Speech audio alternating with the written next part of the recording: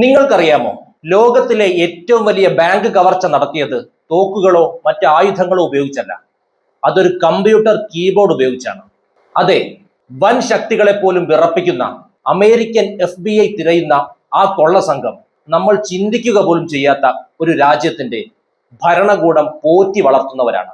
അതെ, അങ്ങ് ഉത്തര കൊറിയയിലിരുന്ന് ലോകത്തെ മുഴുവൻ മുൾമുനയിൽ നിർത്തുന്ന ഈ കൊള്ള സംഘം ഏറ്റവും പ്രഗത്ഭരായ ഒരു സംഘം ഹാക്കർമാരുടെ കൂട്ടമാണ്. പേര് ലാസറസ്. ഭരണകൂടം ചെല്ലും ചെലവും കൊടുത്ത് വളർത്തുന്ന ആ സംഘം ഉത്തര കൊറിയ എന്ന പ്രതീക്ഷയറ്റ രാജ്യത്തിന്റെ ഏറ്റവും വലിയ കരുത്താണ്. ലോകത്തെ ഏത് കൊമ്പൻ രാജ്യത്തെയും സൈബർ മേഖലയിൽ തകർത്തു വിടാൻ ശേഷിയുള്ള കിം ജോങ് ഉന്നിന്റെ കൂലിപ്പട്ടാളം. നമുക്ക് അവരുടെ കഥകൾ ഒന്ന് കേട്ടുവരാം. ഉത്തര കൊറിയയിലെ സാധാരണക്കാരന് ഇന്റർനെറ്റ് എന്താണെന്ന് പോലും അറിയില്ലായിരിക്കാം. പക്ഷേ കിം ജോങ് ഉന്നിന് ഒരു പ്രത്യേക സൈന്യമുണ്ട്. ബ്യൂറോ 121. 6 വയസ്സ് മുതലേ കുട്ടികളെ ഇതിനായി തിരഞ്ഞെടുക്കുന്നു. ഗണിതത്തിലും കമ്പ്യൂട്ടറിലും അസാമാന്യ ബുദ്ധിയുള്ള കുട്ടികളെ കണ്ടെത്തി അവരെ യുദ്ധമുറകൾക്ക് പകരം കോഡിങ്ങും ഹാക്കിങ്ങും പഠിപ്പിക്കുന്നു. ഇവർ കിമ്മിന്റെ സാധാരണ സൈനികരല്ല, രാജ്യത്തെ സംരക്ഷിക്കുന്ന യഥാർത്ഥ പോരാളികൾ തന്നെയാണ്. 2014 സോണി പിക്ചേഴ്സിനെ തകർത്തുകൊണ്ടാണ് ഇവർ വരവറിയിച്ചത്. എന്തുകൊണ്ട് സോണി പിക്ചേഴ്സ്? അതൊരു റാൻഡം സെലക്ഷൻ ആയിരുന്നില്ല, അത് കിമ്മിന്റെ പേഴ്സണൽ റിവഞ്ച് തന്നെയായിരുന്നു. ദ ഇന്റർവ്യൂ എന്ന പേരിൽ 2014 സോണി പിക്ചേഴ്സ് ഒരു സിനിമ ഇറക്കിയിരുന്നു. ഇതൊരു ആക്ഷേപഹാസ്യ ചിത്രമായിരുന്നു. ഉത്തര കൊറിയൻ ഏകാധിപതി കിം ജോങ് ഉന്നിനെ പച്ചയ്ക്ക് കളിയാക്കുന്ന ഒരു സിനിമയായിരുന്നു ഇത്. കിമ്മിനെ ക്രൂരനും ഒന്നാം തരം ഒരു വിഡ്ഢിയുമാക്കി സിനിമ ചിത്രീകരിച്ചു. സിനിമയുടെ ട്രെയിലർ പുറത്തു വന്നപ്പോൾ തന്നെ ഉത്തര കൊറിയൻ സർക്കാർ ഇതിനെതിരെ രംഗത്ത് വന്നു. ഇത് യുദ്ധപ്രഖ്യാപനമാണെന്നും സിനിമ റിലീസ് ചെയ്താൽ കടുത്ത പ്രത്യാഘാതങ്ങൾ നേരിടേണ്ടി വരുമെന്നും അവർ മുന്നറിയിപ്പ് നൽകി. ഭീഷണി വകവയ്ക്കാതെ സോണി മുന്നോട്ട് പോയതോടെ ലാസറസ് കളത്തിലിറങ്ങി. സോണിയുടെ സെർവറുകൾ ഹാക്ക് ചെയ്ത് അവർ ബാലപാഠങ്ങൾ പരിശീലിച്ചു തുടങ്ങി. വെറും ഡാറ്റ നശിപ്പിക്കുക മാത്രമല്ല അവർ ചെയ്തത്, മറിച്ച് സോണിയിലെ ഉദ്യോഗസ്ഥരുടെ സ്വകാര്യ ഇമെയിലുകൾ, ജീവനക്കാരുടെ ശമ്പള വിവരങ്ങൾ, റിലീസാകാത്ത സിനിമകളുടെ കോപ്പികൾ എന്നിവയെല്ലാം അവർ ഇന്റർനെറ്റിൽ പരസ്യപ്പെടുത്തി. ഇത് സോണിക്ക് വലിയ സാമ്പത്തിക നഷ്ടവും നാണക്കേടും ഉണ്ടാക്കി. തിയേറ്ററുകൾക്ക് നേരെ ആക്രമണം ഉണ്ടാകുമെന്ന് ഹാക്കർമാർ ഭീഷണിപ്പെടുത്തിയതോടെ പ്രമുഖ തിയേറ്ററുകൾ സിനിമ പ്രദർശിപ്പിക്കാൻ വിസമ്മതിച്ചു. ഒടുവിൽ സോണിക്ക് സിനിമയുടെ റിലീസ് താൽക്കാലികമായി മാറ്റിവെക്കേണ്ടി വന്നു. ചുരുക്കത്തിൽ ആ സംഭവം മുതൽ കിമ്മിന് വേണ്ടി കണക്ക് ചോദിക്കാൻ ലാസറസ് വേട്ടക്കിറങ്ങി തുടങ്ങി. ലോകത്തിലെ ഏറ്റവും വലിയൊരു സിനിമാ കമ്പനിയെ ഒരു രാജ്യം ഡിജിറ്റൽ യുദ്ധത്തിലൂടെ മുട്ടുകുത്തിച്ച സംഭവമായിരുന്നു അത്. അതിനുശേഷം 2016 ബംഗ്ലാദേശ് സെൻട്രൽ ബാങ്കിൽ നിന്ന് $81 മില്യൺ ഇവർ മിന്നൽ വേഗത്തിൽ കടത്തി. ലോകത്ത് അന്നുവരെ നടന്നതിൽ ഏറ്റവും വലിയ മോഷണം. അതിന്റെ യഥാർത്ഥ വലിപ്പം 7000 കോടിയിലധികം ഇന്ത്യൻ രൂപ. ബംഗ്ലാദേശ് ബാങ്കിന്റെ ചരിത്രത്തിലെ ഏറ്റവും വലിയ സുരക്ഷാ വീഴ്ചയായി മാറിയ ഈ സംഭവത്തിന് പിന്നിൽ അതിസങ്കീർണമായ പ്ലാനിംഗ് ആണ് ലാസറസ് നടത്തിയത്. ലോകമെമ്പാടും ബാങ്കുകൾ തമ്മിൽ പണം കൈമാറാൻ ഉപയോഗിക്കുന്ന സ്വിഫ്റ്റ് എന്ന അതീവ സുരക്ഷയുള്ള ബാങ്കിംഗ് നെറ്റ്വർക്കിന്റെ നിയന്ത്രണം പൂർണ്ണമായും അവർ കൈക്കലാക്കി. ബംഗ്ലാദേശിലെ ബാങ്ക് അവധി ദിവസം തന്നെ പണം തട്ടാൻ തെരഞ്ഞെടുത്തതിനാൽ വേണ്ടത്ര അധികാരികളുടെ ശ്രദ്ധ ഇതിലേക്ക് വന്നില്ല. കൈക്കലാക്കിയ പണം ഫിലിപ്പൈൻസിലെ വിവിധ ബാങ്ക് അക്കൗണ്ടുകളിലേക്ക് മാറ്റി. തുടർന്ന് ബാങ്കിൽ നിന്ന് പിൻവലിച്ച് കസിനോകളിൽ കൊണ്ടുപോയി ചൂതാട്ടത്തിലൂടെ വെളുപ്പിച്ചെടുത്തു. അങ്ങനെ തുകയുടെ ഉറവിടം പോലും കണ്ടെത്താനായില്ല. സൈബർ ലോകത്തെ പിടിച്ചുലച്ച ഈ സംഭവം ലോകമെമ്പാടുമുള്ള ബാങ്കിംഗ് സുരക്ഷാ സംവിധാനങ്ങളെ അടിമുടി മാറ്റാൻ പ്രേരിപ്പിച്ചു. നിങ്ങളുടെ മനസ്സിൽ ഇപ്പോൾ തോന്നുന്ന ഒരു സംശയം ഞാൻ പറയാം. ഇന്റർനെറ്റ് പോലും നിയന്ത്രിക്കപ്പെടുന്ന ഒരു രാജ്യത്തിരുന്ന് ഇവർ ഇതെങ്ങനെ സാധിച്ചെടുക്കുന്നു? ഉത്തര കൊറിയയ്ക്കുള്ളിൽ ഇന്റർനെറ്റ് സൗകര്യങ്ങൾ പരിമിതമാണെന്ന് നമുക്കറിയാം. അതുകൊണ്ട് തന്നെ ഇവരുടെ ഹാക്കർമാർ ചൈന, റഷ്യ, തെക്കു കിഴക്കൻ ഏഷ്യൻ രാജ്യങ്ങൾ എന്നിവിടങ്ങളിൽ താമസിച്ച് അവിടെയുള്ള ഹൈസ്പീഡ് ഇന്റർനെറ്റും മറ്റ് സാങ്കേതിക വിദ്യയും ഉപയോഗിച്ചാണ് ആക്രമണങ്ങൾ നടത്തുന്നത്. ഇതവരെ പിടിക്കപ്പെടാതിരിക്കാനും ആഗോളതലത്തിൽ പ്രവർത്തിക്കാനും സഹായിക്കുന്നു. 2017 മറ്റൊരു ആഗോള മിഷൻ കൂടി ലാസറസ് ഏറ്റെടുത്തു. വാനാക്രൈ എന്ന പേരിൽ ഒരു കമ്പ്യൂട്ടർ വൈറസ് ആക്രമണം. ഇതിലൂടെ 150ഓളം രാജ്യങ്ങളിലെ 3 ലക്ഷത്തിലധികം കമ്പ്യൂട്ടറുകൾ ഇവർ നിശ്ചലമാക്കി. ബ്രിട്ടനിലെ നാഷണൽ ഹെൽത്ത് സർവീസ് ഉൾപ്പെടെയുള്ള സ്ഥാപനങ്ങളുടെ പ്രവർത്തനം മാസങ്ങളോളം തടസ്സപ്പെടാൻ ഇത് കാരണമായി. അടുത്ത കാലത്ത് ക്രിപ്റ്റോ കറൻസി മോഷ്ടിക്കുന്നതിലേക്കാണ് ഇവർ ശ്രദ്ധ കേന്ദ്രീകരിച്ചിരിക്കുന്നത്. 2022 റോണിൻ നെറ്റ്വർക്ക് ഹാക്ക് ചെയ്ത് ഏകദേശം $625 മില്യൺ വില വരുന്ന ക്രിപ്റ്റോ കറൻസിയാണ് ഇവർ തട്ടിയെടുത്തത്. കൂടാതെ ഹൊറൈസൺ ബ്രിഡ്ജ് എന്ന പ്ലാറ്റ്ഫോമിൽ നിന്ന് $100 മില്യൺ ഇവർ മോഷ്ടിച്ചു.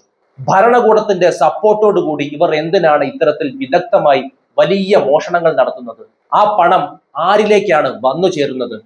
സംശയമൊന്നും വേണ്ട, നോർത്ത് കൊറിയയുടെ ആയുധ നിർമ്മാണത്തിനും മിസൈൽ പരീക്ഷണങ്ങൾക്കും ആവശ്യമായ പണം കണ്ടെത്താൻ തന്നെയാണത്.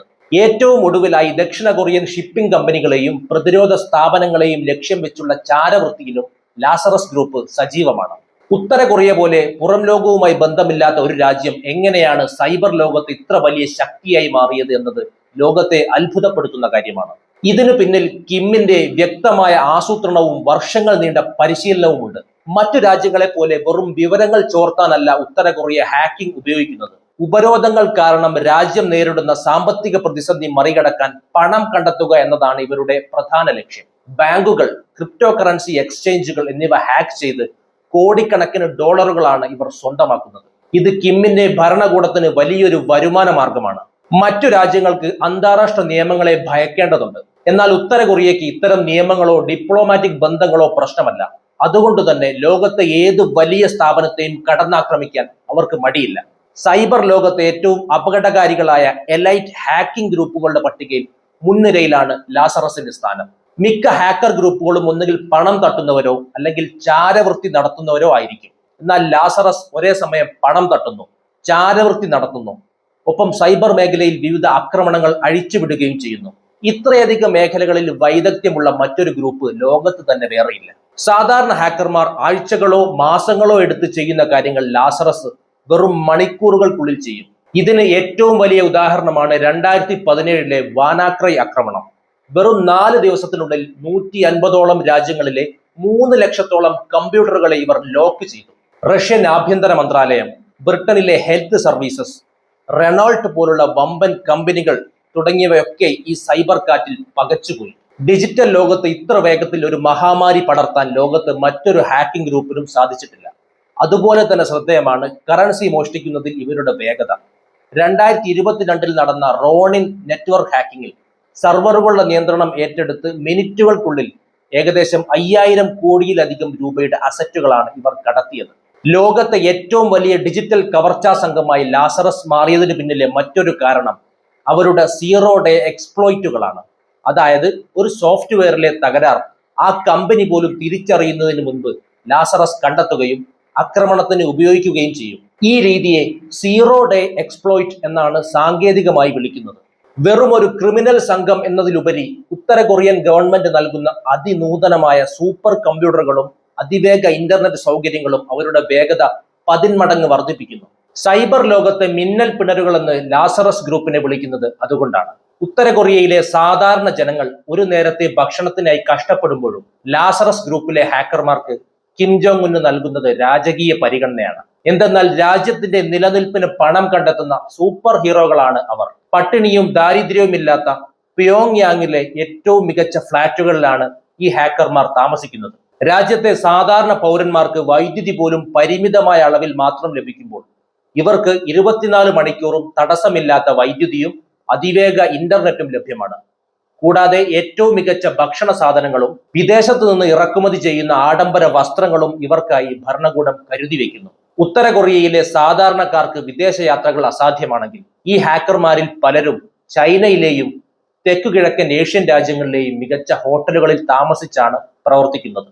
ഒരു തടവറയ്ക്കുള്ളിൽ എന്ന പോലെ കഴിയുന്ന മറ്റു പൗരന്മാരെക്കാൾ വലിയ സ്വാതന്ത്ര്യം ഇവർക്ക് ലഭിക്കുന്നു. സൈബർ യുദ്ധത്തിൽ വിജയിക്കുന്ന ഹാക്കർമാർക്ക് രാജ്യത്തെ ഏറ്റവും ഉയർന്ന സൈനിക ബഹുമതികളും അവാർഡുകളും നൽകി കിം നേരിട്ട് ആദരിക്കാറുണ്ട്. ഈ സുഖ സൗകര്യങ്ങളെല്ലാം ലഭിക്കുന്നതിന് മുൻപ് തീവ്രമായ പരിശീലനത്തിലൂടെ ഹാക്കേഴ്സ് ഗ്രൂപ്പിലെ ഓരോരുത്തരും കടന്നു പോകേണ്ടതുണ്ട്. അതുകൂടി നമ്മൾ പറഞ്ഞു പോകണം. ആയിരക്കണക്കിന് കുട്ടികളിൽ നിന്ന് തിരഞ്ഞെടുക്കപ്പെടുന്ന ഇവർക്ക് വർഷങ്ങളോളം പുറം ലോകവുമായി ബന്ധമില്ലാത്ത തീവ്രമായ പരിശീലനമാണ് നൽകുന്നത്. ആ പരിശീലനത്തിൽ പരാജയപ്പെടുന്നവർക്ക് പിന്നീട് ക്രൂരമായ ശിക്ഷകളോ സാധാരണക്കാരന്റെ ദുരിത ജീവിതത്തിലേക്കുള്ള മടക്കയാത്രയോ ആയിരിക്കും ഫലം. എന്തു തന്നെ ആയിരുന്നാലും ഭക്ഷണത്തിന് വകയില്ലാതെ ഒരു രാജ്യം പട്ടിണി കിടക്കുമ്പോഴും ഡിജിറ്റൽ ലോകത്തെ വമ്പന്മാരെ മുട്ടുകുത്തിക്കാൻ കിം ജോങ് ഉൻ വളർത്തുന്ന ഈ സംഘം ലോകത്തിന് തന്നെ ഒരു അത്ഭുതമാണ്. പുറം ലോകം അറിയാത്ത പല രഹസ്യ പദ്ധതികളും കിം ജോങ് ഉൻ എന്ന ഭ്രാന്തൻ ഏകാധിപതി ഇപ്പോഴും അണിയറയിൽ ഒരുക്കുന്നുണ്ടാകും. ലാസറസ് ഗ്രൂപ്പ് പോലെ മറ്റു പല കൊടുങ്കാറ്റുകളും ഇനിയും വരാനിരിക്കുന്നേയുള്ളൂ. നമുക്ക് കാത്തിരുന്ന് കാണാം. വിഷയത്തെക്കുറിച്ചുള്ള നിങ്ങളുടെ അഭിപ്രായങ്ങൾ കമന്റ് ചെയ്യൂ. മറ്റൊരു വിഷയവുമായി നമുക്ക് വീണ്ടും കാണാം. നന്ദി.